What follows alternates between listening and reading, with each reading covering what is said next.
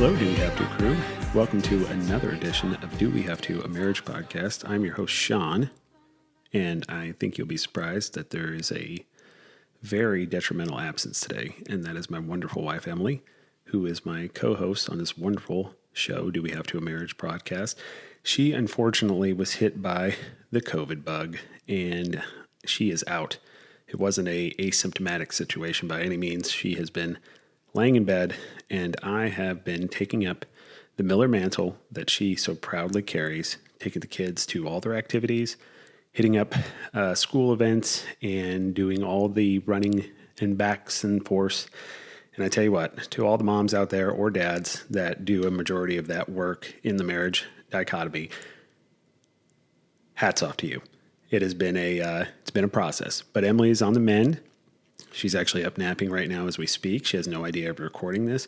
But Uncle Colin, our executive producer, Colin Schmedium-Maskell, I let him know that, hey, Emily's been really sick. I mean, to the point where she can't really get up and move around. COVID's got her real bad. I think what we'll do is we'll just, put some more shorts out for next week, and we probably won't need to do an episode. We'll just put out a message on social media to the wonderful 3,900 Do We Have To follower crew and let them know that, hey, we'll come back and we'll bring you content next week. Colin went silent. There was a lot of those bubbles that pop up where it was typing and then it would go away.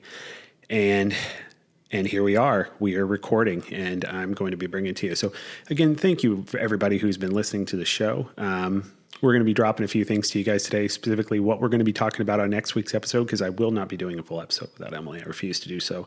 Even if members of the executive team that produce the show feel the need to cart me out here like a performing monkey, I will not do a full episode. But what we will be doing today, which you can follow, subscribe, follow at youtube.com/@DoWeHaveTo, a marriage podcast. That's where the video recording of our show is, or you can reach us on all major podcast apps.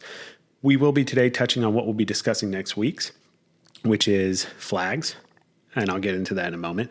I'm going to hit you with a little 90s nostalgia because we have to stay consistent. If you're going to have a disciplined lifestyle, even when you're on the mend, you're sick, you're not feeling well, you obviously have to still do the things that are necessary to do. And one of those is 90s nostalgia. And I will actually be getting deep today by myself with the wonderful Do We Have To crew. So sit back and relax, because this is a not actual Family Studios production. And again, as I mentioned earlier, and who has in no way forced me to record this today, our executive producer, Colin Schmedium-Maskell. So as I had mentioned, Emily and I will be getting together next week. We're going to be going over relationship flags. We've been diving a ton into the world of Taylor Swift. We thought it would be time to get back to speaking on things relationship-oriented. And one of them specifically, which we've gotten questions on, is how did Emily and I know? What were the flags or the signs that Emily and I knew that her and I were the one? And what were flags in our previous relationships where we look back on and we were like, we should have known those were not relationships for us, that were going to be long-lasting, successful relationships. And so when it comes to the relationships, everyone talks about red flags, and I'm just finding this out myself, there's things called beige flags, more subtle, quirky types of things that you really should take a look at and run from, right? The annoying habits are not exactly harmful, but just sometimes still can test your patience. And things that may over a period of time add up to something bigger that might affect the relationship, right? And then, of course, green flags, which are, what are the things we look for in relationships? How can you find your Emily? How can you find your Sean? They're out there for you. And we're going to talk about that. And we're going to dive deep into that next week's show. If you have any questions or anything you'd like us to address, go to dowehavето.com. Tell us about the flags you've seen in your relationships, the ones that haven't worked, the ones that are working successfully today. Tell us what beige flags that you've picked up on that you didn't realize really were flags, but something that led to either bigger things or things that you were able to work through, but you wish you had kind of thought about it ahead of time. dowehavето.com. Join our mailing list. Submit a question to the show. We'll talk about it next week. And again, everything is being streamed today on YouTube, youtube.com/@DoWeHaveTo, a marriage podcast. Now, as everybody who listens to the show know, if this is your first time listening, thank you so much for joining, and welcome to the Do We Have To crew. But our biggest thing is 90s nostalgia. And so the 90s nostalgia itself, Emily and I were babies of the 80s, but we're children of the 90s. And we are, we like to dive back into that. We like to remember the past. We like to talk about the things that we grew up with as kids. And a lot of the folks that are in our age bracket do as well. And so this is no different. And we dove into, this week is specifically with our wonderful ChatGPT AI. It is August 31st through September 6th. And there were some nuggets in there. So let me tell you specifically. There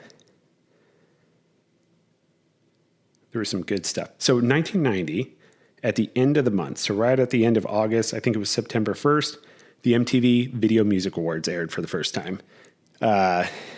Madonna, I guess, was a lead headliner in that for Strike a Pose. The Video Music Awards were a big thing. I don't know if you were a kid back then, and if you're somebody who didn't really experience MTV in the way that it kind of evolved around your life, I would put VHS tapes in my parents' VCR, and I would record videos. I remember like 1997, 1986, 1987, Hypnotized by Notorious Big. I think I watched that on VHS tape probably about 1,500 times.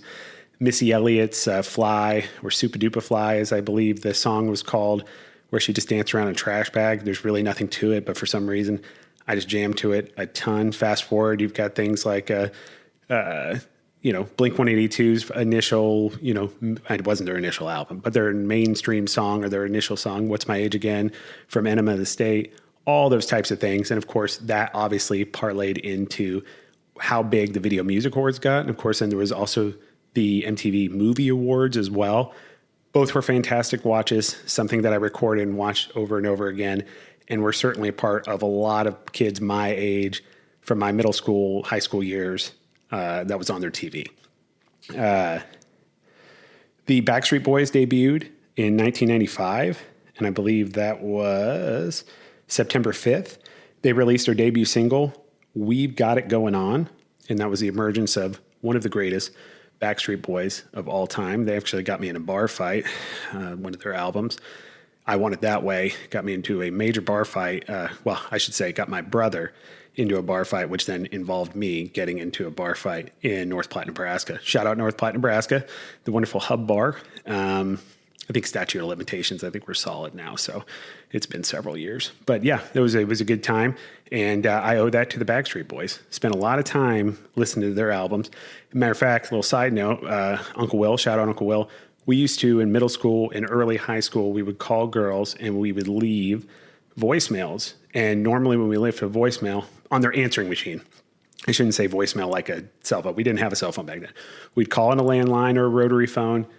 We would get the big chunky boxed answering machine. We would leave a message on their phone, and typically it would be some sort of either R&B song or boy band song. And I Want It That Way was usually a pretty popular one with us. So we would leave that. That's how we would leave messages to girls back in our day in middle school and high school. Feel free to copy that. 1996, let's see here. That's just a general rise of alternative music. Another big one, in 1997 on August 31st, Princess Diana's death. I'm actually very sad Emily's not here to talk about that. We're huge fans of The Crown. Obviously, there's a big piece of Princess Diana being a part of that. She, obviously was in a car accident because paparazzi were chasing her.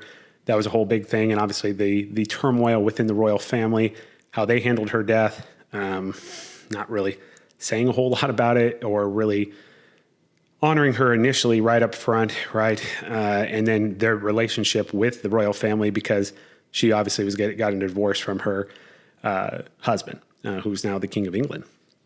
So that is one of the biggest events I know from a pop culture perspective that occurred, and people still talk about it today. And obviously, it's a banger of a Netflix original series, The Crown. Highly recommend. Check it out. And then I think that's about it. I think that wraps up pretty much everything in regards to general pop culture or events.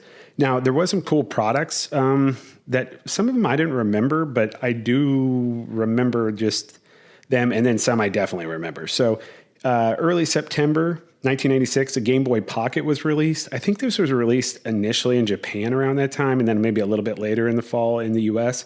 But it was essentially like the commercial was that it was a Game Boy you could fit in your jeans pocket. So I'm sure everybody's familiar with the game. It's a Nintendo system that was put into a small compact box that allowed you to play Nintendo games that you normally used to playing on the main system itself. And, you could take it around. You had the little cartridges and all that sort of fun. A lot of fun, a lot of good memories. A lot of people that I talked to, they're my age, played the different Pokemons on it. There's Super Mario Brothers games, Donkey Kong, etc. I mean, there was a ton of other games for it, but this was one when things were starting to get more sleek and small, which of course led into the other things like cell phones and that sort of thing. But this is where Nintendo was getting in on that game, and that was where it was released. Another craze in 1993, end of August, early September. It didn't give an exact date, but this is when the Beanie Baby craze started. So I'm sure, boy and girl alike, there's plenty of us 90s kids out there that collected Beanie Babies. I think even there was a time where McDonald's had a thing where you can get Beanie Babies in your Happy Meals. So there's probably not a single damn 90s child in the world, or at least in the US, that didn't have some sort of interaction with Beanie Baby. And everybody thought they were eventually going to be a millionaire when they kept them. Now they're just all sitting in our basement and have no value other than nostalgia.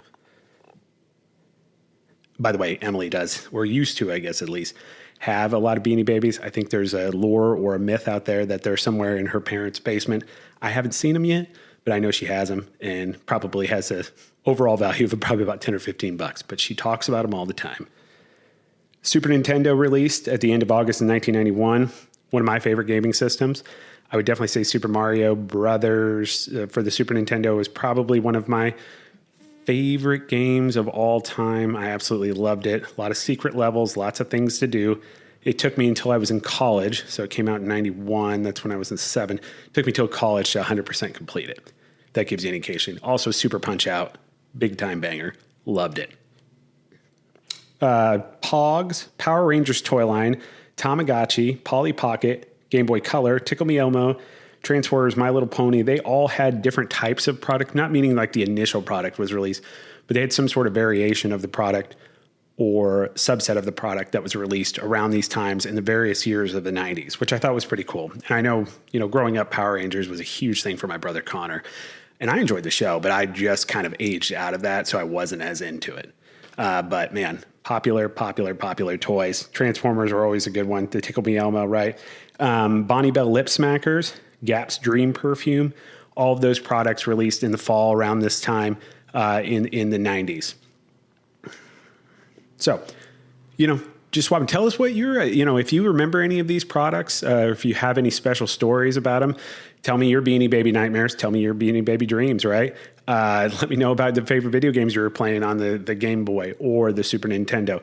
Go to dowehavето.com or comment on this show that is going to be out on youtube.com/@dowehavetoa marriage podcast. Let us know what you were doing. Tell us about it. We'll read it on the air, possibly, as long as it was appropriate and it's nice.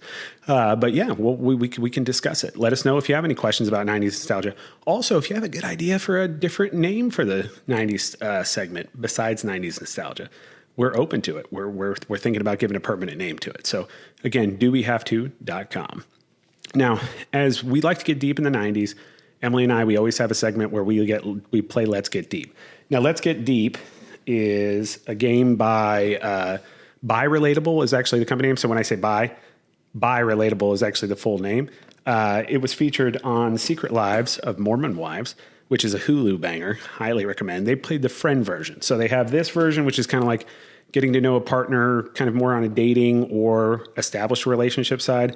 They have a friends version, and then they have a version for the sexy time. You can get those at Target or Amazon. They do not sponsor the show, but I'm just letting you know where you can get it because it is a very fun game to play. I'm going to challenge the Do We Have To crew when I pull this question up that I pulled for us. It's a deeper question, and it is very appropriate to what we're going to be talking about next week, is to go to dowehavето.com, submit a response to this question. Let us know. And the question is, what's one belief you had about love or marriage when you were younger that you no longer believe, and what changed your mind? So I thought about this, and I actually read this question maybe 10 minutes before I got all the equipment up because our executive producer team felt the need that we needed to make sure and, get content out to the wonderful Do We Have To crew, which I absolutely agree. I did think about this, and I think my biggest transition from when I was younger to now, especially, and I'd love to hear or be curious what Emily thinks about this, is feeling like when you are in an established relationship that you have to make it work no matter what. I think we've been inundated with a lot of like media content, especially when we were younger, like movies and TV, where even if a relationship wasn't in good standing or there's flags, so to speak, you kind of have to figure it out and make it work, because love means like no matter what, you just do it, right? And you make it work. And that means you're going to end up being happily ever after. I think as I've grown and evolved as a human being, that's probably the most opposite advice I wish I would have given myself or had the mindset of as I navigated through life. Doesn't mean I wouldn't have had relationships that didn't work out. I mean, that's the point. Understanding that there's going to be a lot of relationships, 99% of them, that aren't going to work out. And what they're meant to do is teach you and allow you to learn about who you want to be or have as your partner. And instead, I focused on, even when I was in these negative relationships, and they weren't just negative because I was with somebody negative. I mean, what I brought to the table, what they brought to the table, created a negative, toxic environment. And instead of trying to learn from that and then move on and grow and meet somebody that fit what I needed and what they could get from me, I would continue to try to make it work to the point where it was painful and it would always end into a bad breakup. And I think anybody I was ever with before Emily would agree with that. Not that all my relationships ended poorly, but it's just we hung in there way too long. And I think a part of it is the stubbornness of thinking, well, you have to make it work. And that's not always the case. And like I said, I mean, I think the best advice I'm going to end up hopefully giving my kids is you expect a relationship to likely not work out. But these are things to teach you and allow you to learn socially, to understand what you bring to the table, what you want to be brought to the table in regards to a relationship, and where would that ultimately lead with a long-term partner, if that's even something you want. And I think that's another thing too, is I just had the expectation in my mind that I always expected myself to have to get married and have to have a family and those sorts of things. And I think that pushed that pressure of remaining in relationships that I wasn't giving that person what they needed. They weren't giving me what I needed. And we weren't giving each other what we need to be a healthy couple. And unfortunately, I probably would have avoided myself a lot of stress and unnecessary anxiety and drama in multiple relationships. So that would be my answer to the question. But do we have to, crew? Let me know. What's one belief you've had about love or marriage when you were younger that you no longer believe, and what changed your mind? DoWeHaveTo.com. Join our mailing list, submit a question to the show. That's a little section you can hit, join our mailing list, but you don't have to join it. There's this little box you can check on. Just feel free to submit a question to the show or a comment. Let us know what the answer is. I assume we'll have some sort of short associated with this question, so feel free to comment on that. We're available on all socials, Facebook, Instagram, Threads at do.we.have.to. Like I mentioned, YouTube, we're youtube.com/@DoWeHaveToAMarriagePodcast. TikTok, we're at DoWeHaveToMarriagePod. And we are available pretty much on every social media. Same thing with Twitter, or I guess say X, formerly known as Twitter as well. Also, since we have gotten deep, Emily and I have also been getting deep on a fitness journey. So if you're first listening, it's just your first time listening to the show, or if you haven't gotten this far in the show, which is totally understandable, and by some of our statistics, so several of our users like to usually listen to the first 15 minutes and bog off. That's absolutely fine. But at the end of the show, we always like to talk about our Peloton team, but we also talk about our weight loss journey. So Emily and I, when we were just as of a few years ago, I was at almost 400 pounds. Emily was well into 300 pounds. And we decided together that we were going to do everything necessary that we could to not only elongate our lives for our children, but allow us to have more quality time with each other, with our children, and with ourselves. And so we decided to get gastric bypass surgery. We started intently working out, eating better, and both her and I'm down almost 210 pounds. Emily is down, well over 150 pounds. And we've been keeping that off consistently, both with the support of the surgery, which is really a tool. It's not a fix, I'll tell you. And if you guys have any questions on gastric bypass surgery or weight loss surgery, Again, submit a question to the show, dowehavето.com. We'd be more than happy to answer them on air. I assume at some point we'll tackle our full weight loss journey kind of from beginning to where we are now on the podcast, because that is something we get questions about all the time. But in the meantime, if you have any specific questions, certainly let us know. But we have a Peloton team now, and that Peloton team has been growing every week. And I actually have my phone handy on me since Emily's not here. I've stole her phone while she was sleeping to make all the recording. Now that I say that, I really hope I didn't get the vid all over myself, but because I didn't disinfect it, but I'm sure I'll be fine. But we have quite a crew. The name of the Peloton team is Do We Have To Crew. So you can join that. You can actually add me on Peloton as well. I'm at Do We Have To Pod KC. I'm actually currently on a 122-day streak, and that's of at least lifting and or running, normally both. I think there's only been 3 or 4 days out of that 122 total where I only did one. And I have an 11-year-old child, his name is Moose, who has done that entire journey with me. He's in the middle of football season now. Go Necco Raiders. We're still doing that every day.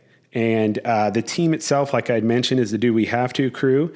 As of last week, we're going to take a look at the weekly stats. Every week we announce the top 20 as far as workout time, meaning in their workouts, how long they've worked out throughout a 7-day period. And now that we have so many people, it is getting quite competitive. So let me take a look on our feed here. Last week, from August 25th to the August 31st, there was a total of 208 hours worked out on our team, which is amazing. And in that, we have our top 20, Krabby Cakes, who's out of London, England. We have a London, England Do We Have To crew member and team member on Peloton. We actually have 2, and they are consistently in the top 2. But she was number 1, 21 hours, 33 minutes.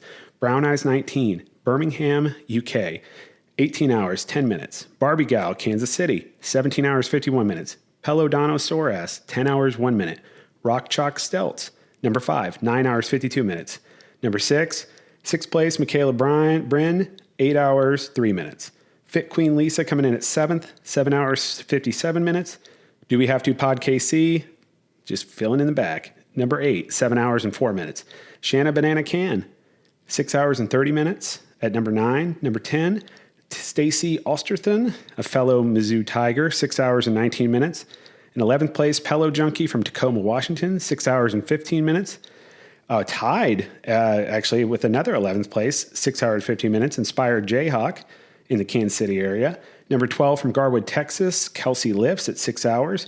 Go Unicorn Go from KC, 5 hours and 30 minutes. KC Lama out of Kansas City, 5 hours, 1 minute. Relentless KC, 4 hours and 52 minutes. I miss your shirtless selfie you had on there. I really wish you'd change that back. Number 16, Not a Runner Katie, Iowa Raised, Kansas Teacher, 4 hours and 43 minutes. Shout out to all our teachers out there. Jess, number 17, Jess Crazy Boys, 4 hours and 41 minutes. Alex Runs, my former boss, 4 hours and 33 minutes out of Lee Summit, Missouri. And then Okie to the Dock from Mission, Kansas, 4 hours and 19 minutes. Every week, we announce the top 20. It's quite a competitive environment now because we have so many people on the Do We Have To crew team. So again, follow me, join our team, the Do We Have To crew. Again, you can join me. I'm at Do We Have To Pod KC, and we'll add you to the team, and we will compete every single week. Sometimes we do monthly challenges too. Once this team grows and as this YouTube channel grows, I imagine we'll be looking at doing some fun prizes and those sorts of things as we continue on in the Peloton fitness journey, along with our wonderful project, Do We Have To, a marriage podcast. So everybody out there, thank you so much for taking time to listen to me today without Emily. I know her voice sounds a lot prettier than mine. She usually is much less aggressive. She's nicer calling our executive producer.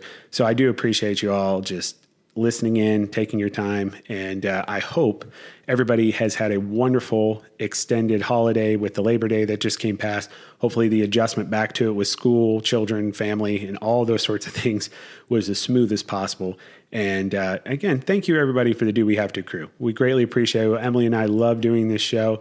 And we'll continue to bring you more content. Be on the lookout for next Friday's release of our Flags episode and getting deep in those discussions. And we'll come back at you with 90s nostalgia, our Let's Get Deep, and review our Peloton fitness team and the results.